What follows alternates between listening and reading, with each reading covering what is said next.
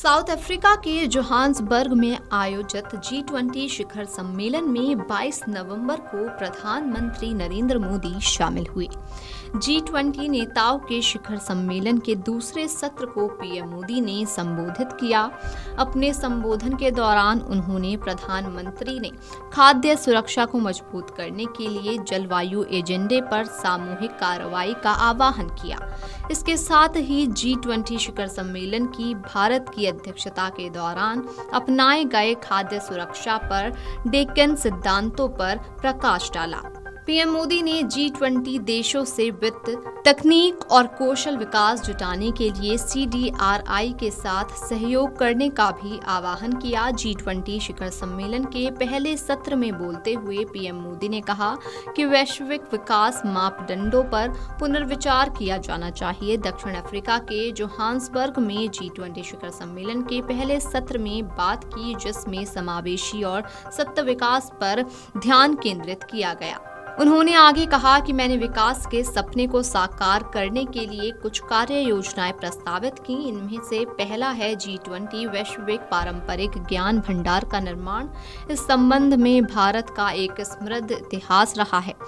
इससे हमें अपने सामूहिक ज्ञान को बेहतर स्वास्थ्य और कल्याण के लिए आगे बढ़ाने में मदद मिलेगी। अफ्रीका की प्रगति वैश्विक प्रगति के लिए अत्यंत महत्वपूर्ण है।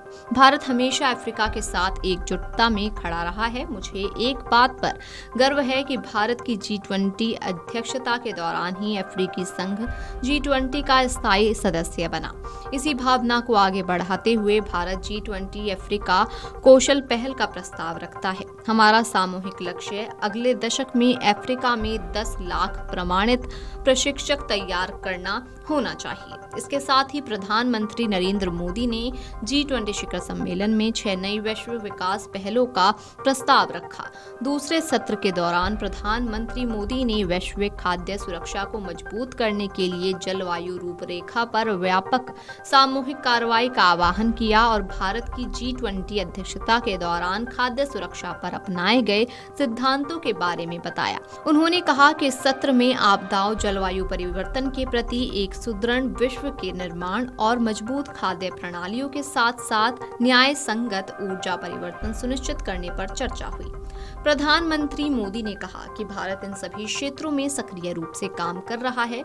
उन्होंने भारत की अध्यक्षता में शुरू किए गए आपदा जोखिम न्यूनीकरण कार्य समूह की निरंतरता का भी स्वागत किया और G20 सदस्यों से वित्त, प्रौद्योगिकी और कौशल जुटाने के लिए आपदा रोधी अवसंरचना गठबंधन के साथ सहयोग करने का आग्रह किया। जलवायु परिवर्तन को कृषि और वैश्विक खाद्य सुरक्षा के लिए एक बड़ा खतरा बताते हुए प्रधानमंत्री मोदी ने दुनिया के सबसे बड़े खाद्य सुरक्षा और पोषण कार्यक्रम, दुनिया की सबसे बड़ी स्वास्थ्य बीमा योजना और व्यापक फसल बीमा के माध्यम से इन चुनौतियों का समाधान करने के भारत के प्रयासों को रेखांकित किया। प्रधानमंत्री ने श्री अन्न और मोटे अनाज को बढ़ावा देने में भारत के वैश्विक नेतृत्व का भी उल्लेख किया।